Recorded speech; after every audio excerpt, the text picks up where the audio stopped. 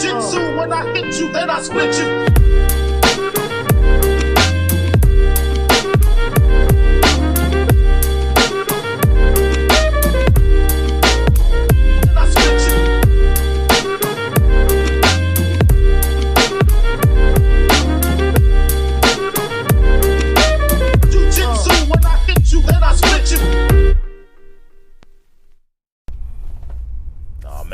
That's it. Episode 20, Two Life Fools, folks, coming at you again. Back from a long vacation, or 3 days long? 3 days is not long. No, it's not. Not a long enough vacation? Not long enough, true. And you're actually getting ready to take off soon. Yeah, I'm leaving this weekend.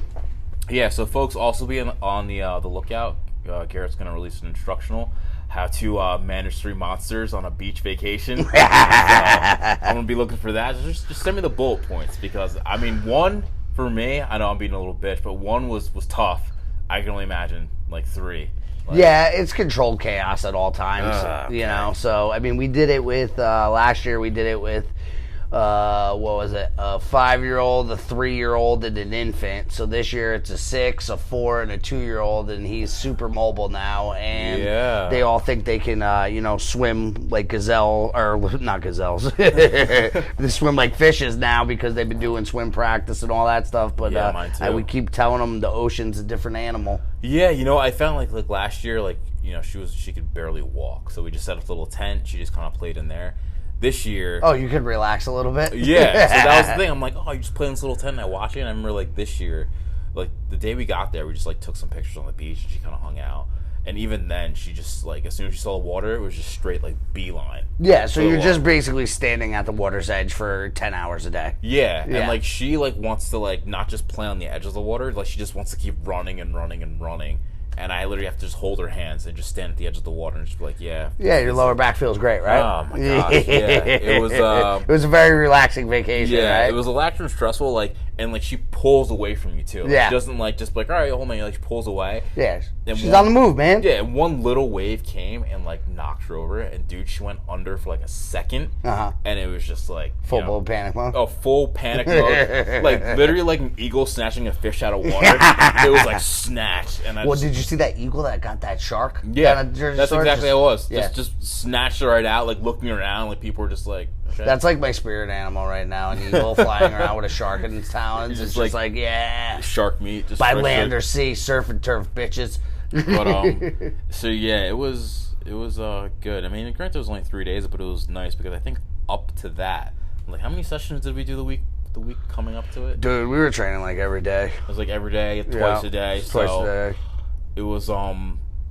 It was nice to get 3 days just to kind of relax. I even thought about maybe there's a gym down here I could train at, because I know there's one 15 minutes away, but I was like, you know what, let me give myself a rest. Nah, plus, you need it. You never know too with everything going on if they're gonna let drop in. So I was like, you know what, let me just relax. And it's always nice to take a couple days. And I always people have asked me I'm either plateauing in my game or I'm getting tired. I'm thinking about taking a break, but I don't want to stop training because I feel like I'm gonna lose my knowledge or I'm gonna miss something important. So.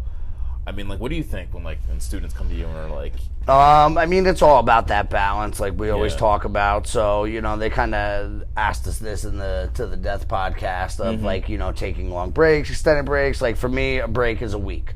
That usually gives your body enough time to heal up. You're not losing too much. And, sometimes you just need it, especially as you get older. You need that time to, especially when we've been doing 2-a-days. And, by day 5, we're all oh, God. It's just it's a struggle to just even get on the mat.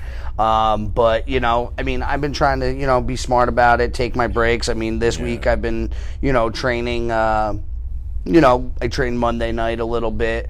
I trained Tuesday, and then I took today off. Yeah. Just because it was evens in class. But, I took today off. I'll probably train in the day class, And then Friday night will be my last training session for a week because I'll be on vacation for a week. And once I go on vacation, I usually never pop in at other gyms just because when I'm on vacation, I'm in vacation mode. Yeah.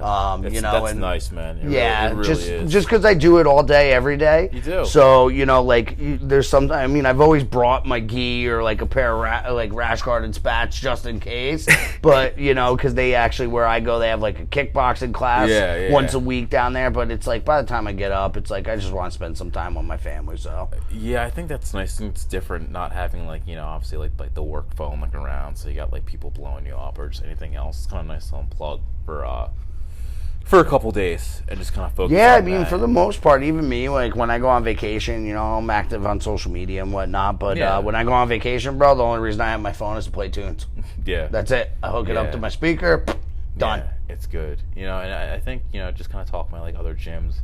Well, kind of like a sidebar. So we were the next day, like we were actually going to like the actual shore, and actually we knew we were gonna put her in the water. Like one of my sister-in-law was like, you know what, you should probably get her like one of those puddle jumper things. Oh yeah, we got that. And like we forgot ours at home, so I'm like shit. So I'm like, all right. So I looked up like where's the closest like Acme or whatever. Found one like a mile from the house. So I'm like, I'll just walk there. So I just happened to be wearing like my Roll Junkie shirt. The one that I cut into like a muscle shirt. So it was 95 degrees out. So I'm walking, and as you don't have to make excuses to let those guns out, big dog. You work hard for Plus, them. it was 95 degrees. Yeah, out, you work hard for them. So, you can show them off. It's the season, bro. It's so funny because like when I was in the Acme, like I literally like 2 or 3 people like were just reading. It was the American one, were like reading it, and like Jiu Jitsu junkies, and people were just like, "Hey, I've always been thinking about like getting into like Jiu Jitsu. Like, what's it like?" And I forget it's so easy for like people like me and you when someone's like, "Hey, I'm thinking about doing it." Just be like, "Fucking do it, man! Yeah, do it! Know, it's amazing, dude. It's gonna be change your life. It's the best thing in the world." But then I realized a lot of people don't have that like background. They may be coming from like soccer or something completely different, so they've never like gotten punched. Or were you trying to say soccer's not a tough sport? Soccer's a tough sport. I watched the World Cup and I'm like, you're a liar. Soccer's not a tough sport. It can be. It can be. Running, cardio-wise, that's the tough. thing. I'm speaking from someone who can't run like more than 2 miles, so I'm like, it can be a tough sport. But like, you're Haitian, not a Kenyan. Yeah. So you could see like we're good at some stuff, but it's just that's a little tough. But of the 3 people who had asked me about it, I literally gave him the same answer. And I was like, fuck it, man. Like, look for a school. Just try it and just give it a shot. And that's it. I kind of walked in. And as I was walking back to the house, I was like, shit. Like, you were a shitty ambassador. Yeah, that was the thing. I was like, damn. Like, there's so much more. It's just like, I gave him such a shitty answer. I was like, just try it. And like, what's like the... It's hard to give that framing of like what jiu-jitsu can do for you when like it's touched both our lives so so dramatically. Yeah, it's sometimes hard to encompass the words to put it in because there's so many benefits physically, there's so many benefits mentally, and for you to just do it in like a pass off session, it's almost like, do you have a minute to sit down and grab a coffee and I can explain it to you.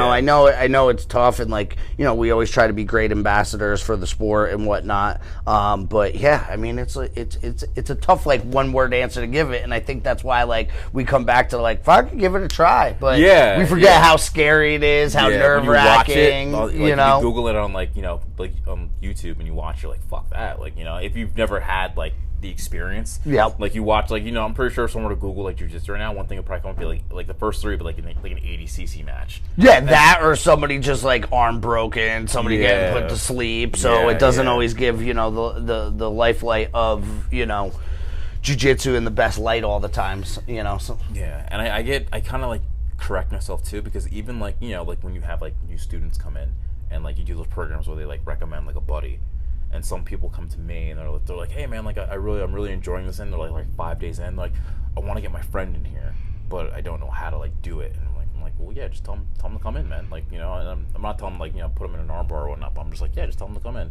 And it goes back to the same thing. I'm like, shit, I'm not being a good ambassador for like different schools and whatnot. I'm not, I'm not conveying it to it properly. So that's another thing. I think we should, talk about, obviously the badassness of jiu-jitsu and, folding people and, folding laundry in while they're still in their clothes, as they say, but, it's The other person has to want it too, because you can lead a horse to water, but you can't make him drink. We all have heard that saying, and it's like, I've been doing this for my whole life, and I have friends that are always like, I want to get into it, and it's like, dude, just come in, like, try a class, we'll get you going, and everybody's like, yeah, and then you don't talk to them, and then next time you see them 6 months later, they're like, I want to get into it, and then it turns into 12 years. Yeah. So it's, for the people out there listening, it is as simple and as hard as just showing up. I tell my guys, even people that take time off and breaks, it's like, listen, I can't get you to the gym, but once you walk through that door, I got you. Yeah. But you got to come through the door. You got to meet me halfway. You know, I can't physically come pick you up and take you to class because it's a hard endeavor to do. So, you have to have that want and that drive to do it. And at least if you show up and, we'll put you through the ringer. Yeah. We'll give you the work. But, it's one of those things, man, that you just got to show up. Yeah. Give it a try. I think about, too, like throughout my career, training different martial artists, training different martial arts and, meeting different types of people. I actually met someone down there. Down on the boardwalk, who was actually like a judo black belt, and I was wearing a shirt from Henzo Gracie Denville, and he just kind of stopped me. He was a big dude, and he was like, I train judo. So, do you have judo down there? I'm like, oh yeah, we train judo now and then. And then as he was walking away, I kind of noticed I don't want to say his persona, but the way he carried himself. I'm thinking all right, well, he's a grappler. He kind of carries himself a certain way, and I wonder if people see that with people. And I feel when I look at different types of practitioners, whether it be kickboxers or judokas or jiu-jitsu guys or wrestlers, trying to see if granted they all train some type of combat sports, if there's a different way they kind of carry themselves. I know friends of mine who are hardcore wrestlers, and I can see they kind of walk around. It's clearly they have experience and they're trained, but there's just little intricacies and differences by the way they kind of carry themselves. I also like to call that swag, Drew. Yeah. Okay. Get that swag. Let's talk about swag. So, and I said this in the We the People episode did on Monday. Jiu-Jitsu is like an invisible superpower. Yeah. Okay? It's true. And it really is. Once you have that invisible superpower, you have this swag. And the big balance, like everything else, and you'll hear us talk about balance all the time, is you have to balance the line between cocky and confident. Yeah. And I always say, I try to walk that motherfucker nicely. Yep. So, but, you don't want to be, when you're overconfident, you come off as cocky and a pompous ass. Yeah. Right? But you want to, you want to be humble, but you want to be confident in your position of knowing how to handle yourself, and you can portray that. Yeah. So, it's just walking that line between confidence and cocky. But yeah, besides the funny looking ears we got that give us away. I totally forgot about that. Yeah, not having a neck either. And, I notice with us, especially if you wrestle or you grapple or you do more of the stand-up grappling arts, you have that you could always tell the guy, they walk a little hunched over, they got that little side limp, and they walk a certain way, and you're like, oh, that guy could scrap. Because I know I walk a 90-year-old man, but as soon as the bell rings, it's I'm front flipping like a gazelle. So you know, I think about I totally forgot about this actually. There's certain giveaways like cauliflower and the necks, and there's a certain walk, especially thicker ears, thicker neck, But there's also that walk too, when you wake up in the morning, you're your butt sticking out, and you got that weird lower back walk, and you got the one ape hand that's from clawing people your whole life. I think it's funny when people see me. Every time I wake up and I'm walking to the bathroom, my wife's like, "Are you okay?" And I'm like, "Yeah." Yeah, I just got warm up. Yeah, you just got warm up. 15, 20 minutes, and I'm I'll be all right. I just gotta kind of get the poison out a little bit. So I think that's it's pretty cool. It's really, really interesting to see. It was actually our house next to us.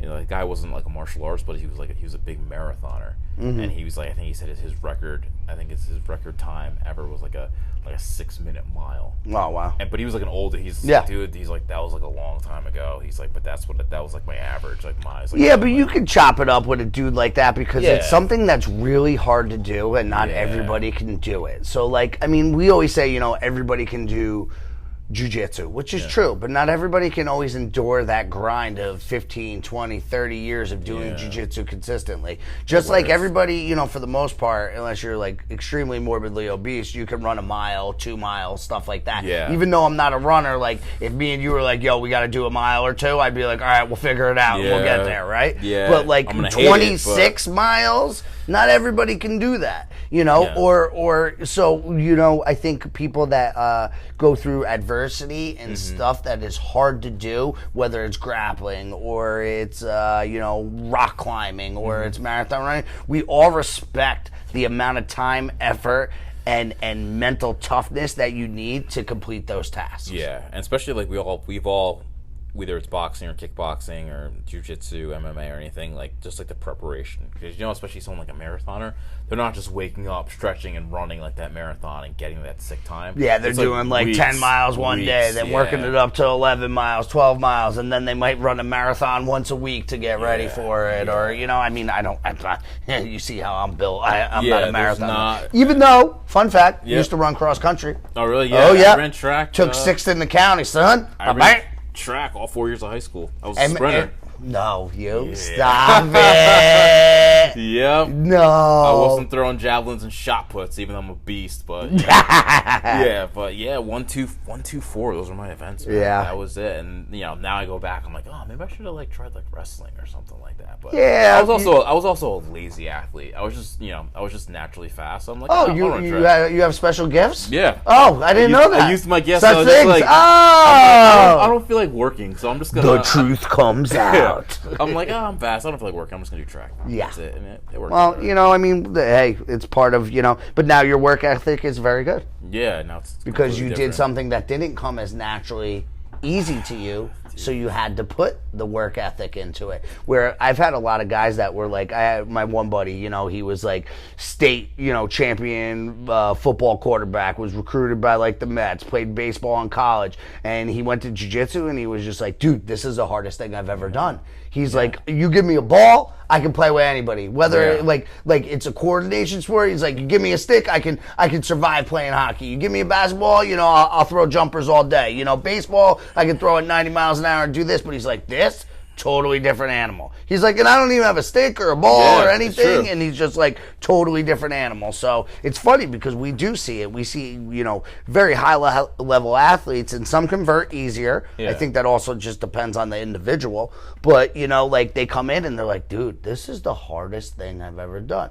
And a lot of times, like, I just know from like, you know, years of doing it, like, kids do martial arts because they're not good at other sports. Yeah. So it's like, it's funny to see like a kid that like can't even throw a baseball, but he can jump up in the air and do a spinning hook kick. Yeah. You know, like, and cool same thing kind of with wrestlers too. I mean, you either wrestled or play football, but like the hardcore wrestlers, like you watch them play like basketball and stuff, and you're like, oh, dude, there's not an athletic bone in your body, but they can, you know, backflip out of a single leg and shoot a double on you. Yeah. So it's just weird. People have different talents, you know? Yeah, I think it's so funny now when I'm talking about, like, you know, like, progress and all that. It's like, because even now, like, I feel like, and I kind of struggle to tell, like, people this sometimes. They're like, oh, well, how long did it take, you know, to, like, get, like, decent at You're like, I'm still trying. Yeah, and there's that part of me where I'll just be honest, I'm like, dude, I really didn't, like, feel like things, like, started clicking until like year 5, like end of like going into brown belt. That's when things started to come. So I'm just like, I'm like, you know, don't get discouraged. That's just the way it is. Well, like, I always say it's a marathon, not a sprint. And you know, I mean, and I think, you know, the true martial artist, like you do feel like you start getting to a pinnacle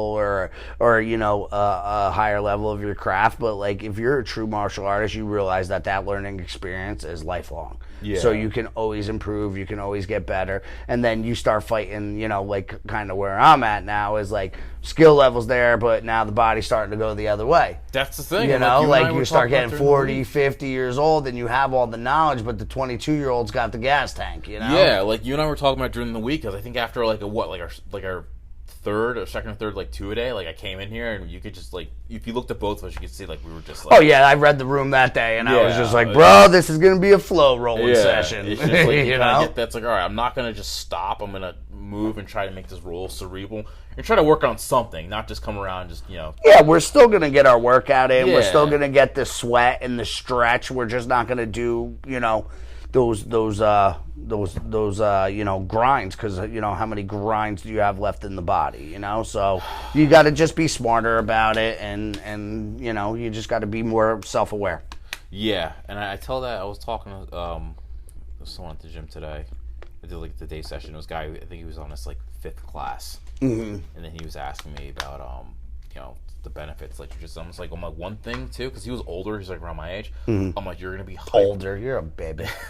But he was old-ish. Yes. And I told him like one thing you're also gonna notice when you start training frequently, like you're gonna become hyper aware of your body's limitations. Yes. Like you're gonna understand, especially when you're training hard. Like, all right, this day I can go hard. This day I should probably go a little bit light. Yeah, I don't feel right. Like, let me just be smart about it. I'm like, that's one of the benefits too. It's like, granted, it sucks when you start to get those bumps and you have those days where you're tired and beat up, but you get smarter, about that. And I talked to another guy who was competitive, like power lifter, and he was just like, oh man, like I don't know what I'm gonna do. I feel like I'm at like a disadvantage. I'm like, listen, man, don't look at that background, that foundation as like something that's like a negative. I'm like, yeah, you're a strong dude, you're a strong big guy, but now, if you're still powerlifting and training, now your training becomes more functional. Now it's not about just being fucking big and smashing shit.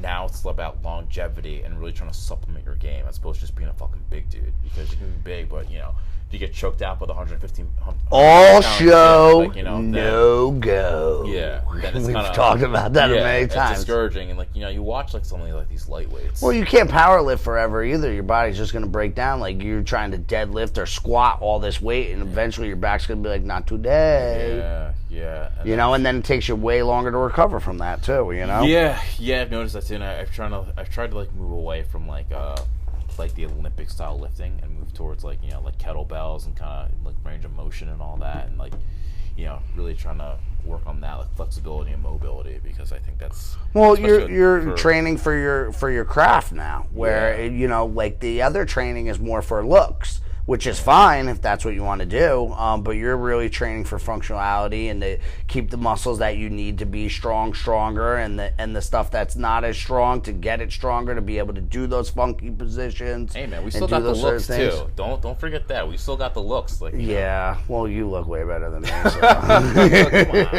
Come on. Trying to pay a compliment. Listen, I'm not bad looking for a little chubby old man. Yeah, you're doing all right. I got the pipes. I got the pipes on me. Keeping yourself in shape. Keeping myself tight. Business, training, 3 kids, so you're doing all right. Trying my best. You haven't man. let That's yourself go, do. so we're good. We're doing all right. Yeah. Well, I got the one kid, so I really can't say anything. So. You're gonna get stronger though with the next one because you got one for each arm. Yeah, and in fact too, it's gonna be a girl, so now I really have to be strong with these little fucking teenagers. I know. I'm here to pick up Naya. Right. All right. Well, if you could take me down, then what did we already say? Den of Thieves. Yeah, that's what we're doing. Den of Thieves. So here, take a little trip into the garage. Here and, have a little chat.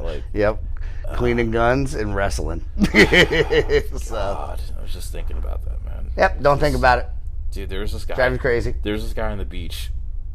This fucking big dude, and he had two they probably were like preteens, 2 daughters. Yeah. And they were on the beach playing frisbee. Yeah. And dude, this guy looked like he was on straight guard duty. Yeah. Standing on the edge of the water, arms crossed, just head on a swivel, just watching them. And I'm like, they're not gonna fucking drown, dude. But then I realized, I'm like, nope. That's not what he's looking for. Nope, not at all. Oh man, I swear, at one point, one of the girls, and they're both kind of pretty. Yeah. I saw a guy try to talk to one of them, a younger kid was talking to him, death stare. And he made that slow trek into the water, and the kid was just gone. I was I'm like, that's it. Yeah, I mean, it's tough because it's a part of life that everybody went through. You got to think about it. Our wives' fathers went through it, dealing with their daughters, and luckily I don't have to deal with that.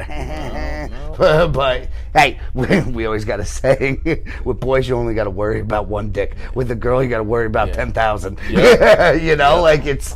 There is that difference. Knives. Yes, exactly. And we'll own guns. This is why I learned how to make swords. Yeah. So, man. Yeah. I don't envy you on this one, buddy. Amongst other, scary things in the world, but I mean, it's just, definitely keeps me up at night. So. Yeah, well, you got some time, so. But, I mean, you know, like we were saying, with all the other crazy shit going around in the world, you know, you're just on that high alert, you know? Whether you have boys or girls, because people like both things, I guess. Yeah. You know? Yeah, so it's, you know, and you're starting to, I think I saw a quote today on Instagram. I forgot who said it, and it's like, you know, the time is going to come where good men are going to have to do bad things to bad people. Yeah, it's scary. And you think about it, like, at some point, you know, you don't want it to get to that. Well, you know, it makes people like us nervous because, you know, I can, you know, I've known you long enough, you know me long enough. We're good men. Yeah. You know, and we want to do the right things, and we're protectors of our families and our community and you know, the people around us, and, you know, nobody wants to get to that point, but I'm just letting you guys know I've been training my whole life for this, so I know I'm prepared. Yeah. You know? And, you know, as much as, like, we have fun and enjoy training, like, you know, it is for something. There is that, you know, that kind of thought in the back of your mind, like, shit, there may be a time where I may have to use this to protect, you know, somebody that I care about. Yeah, absolutely. Family member. But you know what, man? I'd rather have all the tools and never have to use them than, you know, have to use them and not have the right tool for the job. So I'm literally looking at the quote right on your wall. It's better to be a warrior in a garden than a gardener in a war. 100%. I lived by that for years. So it's so true. And some people may think that's crazy, but you know what? You know, better safe than sorry. Listen, a lot of people thought a lot of stuff I used to say was crazy. Yeah. Yep. So when I first met you, I'm like, look at this crazy. I know, but you know what? Vindication is nice. Yeah. I'm just teasing. But yeah, man, it's you know, crazy times, and you know, hopefully, you know, things will start swinging on the up and up. You know, some sort of way. I mean, you know, there's a lot of stuff coming out this week. There's a lot of things that have happened this week. We should talk about that, I think, on episode 21, because there is a lot of stuff coming out, I think, tomorrow. Well, yeah, I mean, the Epstein flight logs are supposed to drop by tomorrow. Yeah. You know, we had all those, you know, all the videos blocked. They had a hearing with all the social media and, like, the conglomerate, basically monopolies, Google, Amazon, you know, Facebook, Twitter, all those guys, and how they're censoring certain things and not everybody. And, you know, I've had somebody say, well, they're a private company. They have the right to do that. And you know what? You are right. They are a private company, but then you become a publisher. You're not a public platform. You're a biased publisher. And that's where it gets dangerous. Yeah. They had a hearing on it today, and that thing was just like a dog and pony show. It was just, you know, certain people just, you know, putting their rhetoric out there and, you know, trying to, it was embarrassing as an American to see that our elected officials act like that. Yeah. And it's also scary to see that the companies that they're actually speaking to have way more power than any of them are even in control of. Yeah. There's such an unbalance in power, and there's such an unbalance in just character in our politicians that it's scary. And, like, the more and more you see it, like, they also did a hearing with the U.S. Attorney General, William Barr, yesterday, I think it was. And it was embarrassing to watch some of the people. It's called a hearing, not a you know, bring the guy in and try to, you know, you want to hear his answers, but they literally just yelled at him, their viewpoint, their talking point, whatever they thought, you know, was going to get them the most votes or views, and didn't even let the man answer a question. Some of the other senators were having to relinquish their time to answer questions so the poor guy could, you know, answer his question. Now, I'm not saying, like, feel bad for him, but, like, if you're having a hearing, you want to hear what the top cop of the nation has to say. Yeah. You don't want to just sit there and push your narrative, and then when he goes to answer you, go, it's my time, like a fucking 2-year-old. Yeah. Oh, I'm reclaiming my time. Oh, you didn't answer, just a yes or no. And then when he goes to answer, you don't even let him say yes or no. You go, oh, we don't have that much time, and they just kept talking over. Yeah. And it was embarrassing as an American, no matter what side you're on, to watch elected officials act like that. Yeah. You know, and then people will be like, oh, well, the president acts like that, and he says stuff, and he da, da, da, da. The man has been attacked since before he even got in office, and now it's proven that he was spied on, everything else, and you know, it was basically, you know, a whole sham, and everybody just wants to push that to the side, and then all of a sudden, it's okay. You know, like we're gonna just say like, oh, treason's okay. Yeah. You know, and then that guy's running for president, for freaking president.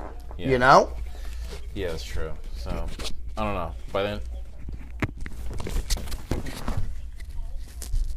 Oh yeah. So I don't know. I think more to come at the end of the week on this. So it should be. We'll see. We'll see what happens. It's pretty nerve-wracking though. Yeah, but I know, just kind of sidebar and kind of getting back to Jiu Jitsu. I know this weekend we have the Who's Number One tournament series coming up. But I know there have been a couple of changes to the card. I know I'm sure some of you folks who are been watching on social media, it looks like Gordon Ryan and Craig Jones have both tested positive for COVID-19. So Gone to coves. So now they're kind of they're kind of sidelined until they get better. So I know now that I think the main event is Dante Leone and who I think is one of the most exciting grapplers out there, Gary Tonin. So I think that would be a great match. Did they meet in ADCC? I think so. Or Kasai or something. I know they. I think it was ADCC. Yeah, I mean, Gary's always super high level and super entertaining and very, very good martial artist. And Dante Leone is a young buck coming up, and he's extremely talented. So, and they both get after it. So I think that's going to be a super exciting match. Yeah, I know. Next one we have the heavyweights. We got Cyborg and Lucas Hulk Barboza. And I think it's crazy to see. I don't want to call it crazy, but like Cyborg, and like he's kind of getting up there in age, but he's still hanging with like all these like young bucks. And he's still. Dude, did you see how that man is built? Yeah. I don't know if he's on the Mexican supplements or not, but dude, man, him and Hulk are both built like linebackers. So but you know what's crazy? So like you see Hulk as a heavyweight, and like when we were at the One Kasai, we were doing weigh-ins, and he was there, and we got into the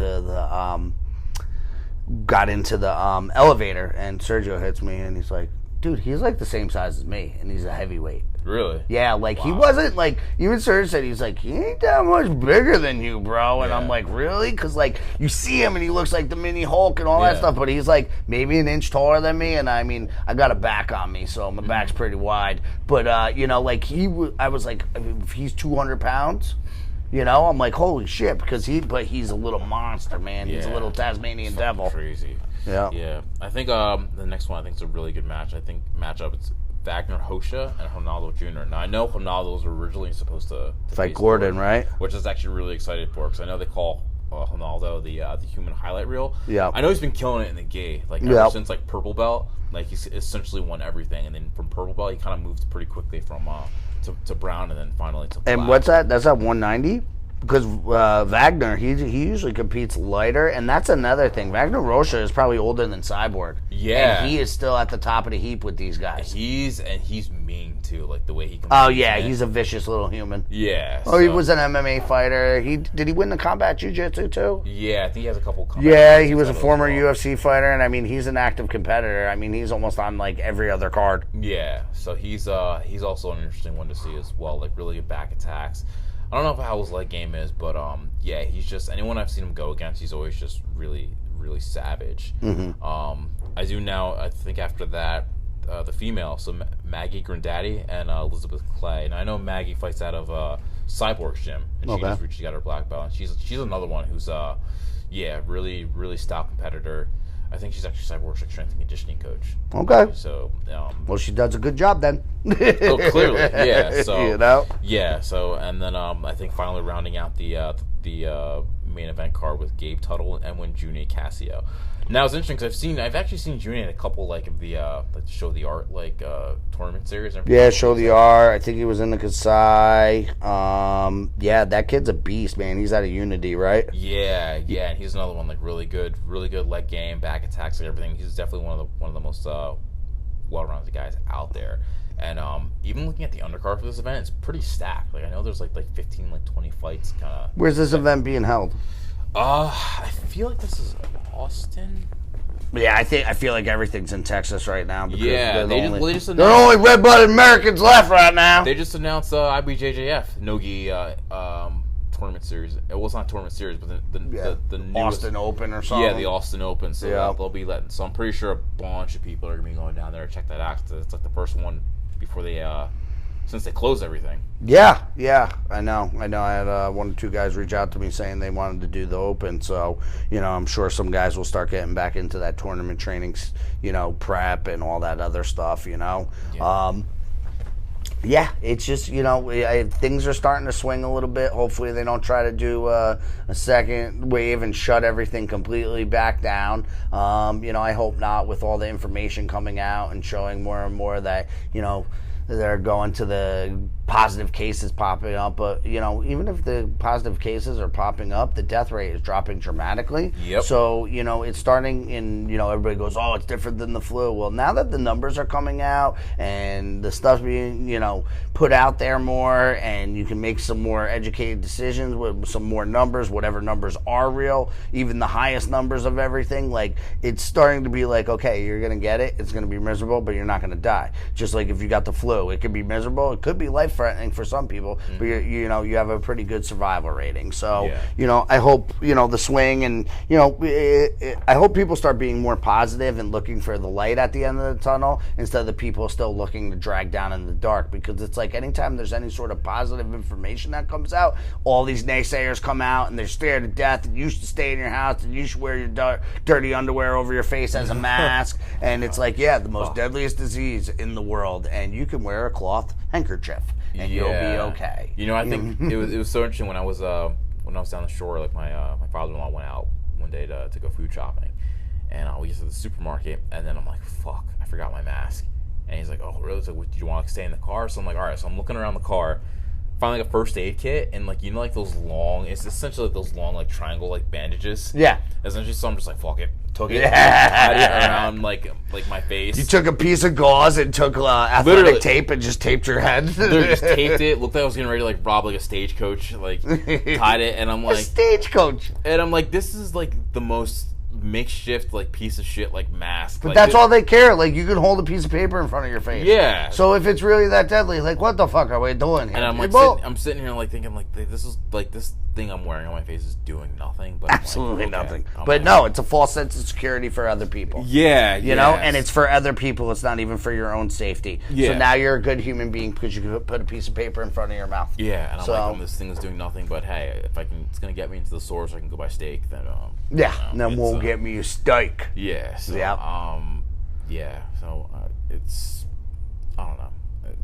I still have mixed feelings about like some of these businesses that loudmouth and some that don't care and whatnot. So yeah, I mean, like it's crazy. I went into Home Depot this weekend, and literally there was no more like waiting in lines, and it was like to literally say it's okay for them to be open and not like a restaurant where it's a controlled environment or a fitness facility or anywhere that's still closed, really. Like literally it was like Sunday, place is packed, can't even get a parking spot, people are all around, buzzing around, touching all the same stuff. Like, and you're just like, dude, like, I can't sit at a table that's been sanitized and have dinner with my family and the next table 6 feet away from me, but I could literally go in and touch the same screwdriver, same pin pad, same scanner, same holder, same thing that everybody else, that thousands upon thousand people. You're going to tell me Home Depot sanitizing every nut and bolt that somebody's picked up to check out? There's no possible way. So if you can't tell that this is like a complete like just mockery of our intelligence,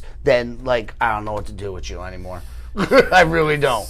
It's sad. Yeah. So, and I know I'm a horrible human being. Grandma wants to die. I know. I get it. But like, just people start using some logic. Yeah. And stop living in fear. Said, quote number 2, do not let the fear of something that may happen make nothing happen. Yeah. And we're still in this mode and then almost into August. So people, if you're listening, think logically. We love you. Nobody wants everybody to die. But start using your noodles, please. Yep. Use your resources around you. If you just wear the mask, it would have been done by now. Well, there's literally where it was like one person who died in New Jersey the other day, and we're like, yep. And so we're still at this. But we're getting there slowly, but surely. On a positive note, what's going on with Roll Junkie? Our buddies at Roll Junkie. So any of you folks who follow Roll Junkie on Instagram, and you should follow them on Instagram. They do like anytime they're getting ready to release a new product, they show like a quick snippet of a piece of the product. So they actually have a new gi coming out, dropping soon, called the Prevail. Ooh. So be on the lookout for that.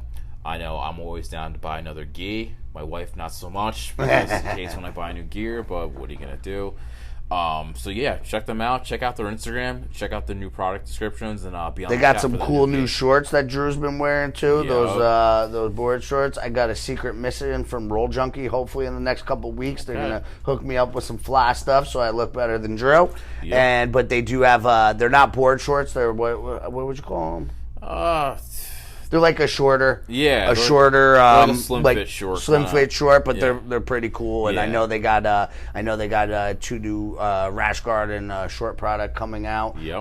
Under the works. It's top secret, so you guys got it here first. They got check it out. They're gis. They're the only gis I own. I have them in every color. And all their spats and rash guards are the only ones I wear, along with their t-shirts and everything else. So we're Roll Junkie from foot to head, head to foot. I think it was funny packing my suitcase for my trip. I'm just like, what Roll Junkie shirt? What Roll Junkie shirt? Blue one for Tuesday, gray one for Wednesday, black one for this day. And it's like, but they're nice. They fit nice. Yeah, like, they're such Rand good says shirts. It all the time, dude. She's like, those shirts fit you, like myself, and she's like, Drew, like George. She's like, those shirts just fit you guys and your body types so well. Like, even though we're all built a different way, she's like, they fit you guys very well. Good quality shirt, and like I said, we could. And I've had mine for years, so they hold up. That's the thing, they hold up, and like honestly, like you and I could talk about Roll Junkie all day. Like we support the products, but like I said, guys, promo code 2LifeFools20. Be on the lookout for their new stuff, but even look at some of their current stuff, like shirts, gi, shorts, rash guards. Trust me, you will not be disappointed, and the customer service is always top notch as well. So. Yeah, and if you live in the Jersey area, you usually get your product within a day or two, so it's a quick ship. Yeah, I forgot their shipping is really, really fast. Yes. Despite all the stuff, I know some of you folks going to Amazon, not getting your stuff for like weeks on end, but even throughout this, I've ordered 2 or 3 shirts and a pair of shorts, and I've gotten it within 2 days. Yeah, I mean, as long as the UPS and everybody's not too backed up, I mean, you get your products pretty quickly. So remember, promo code 2LifeFools. 2LifeFools. Mm-hmm. And check them out, like them on Instagram, follow them, and episode 20 in the books, folks. Yep, keeping it going, keep on keeping on. All right, we'll see you guys when I get back from vacation. Alrighty, take it easy. Jiu Jitsu, when I hit you, then I split you.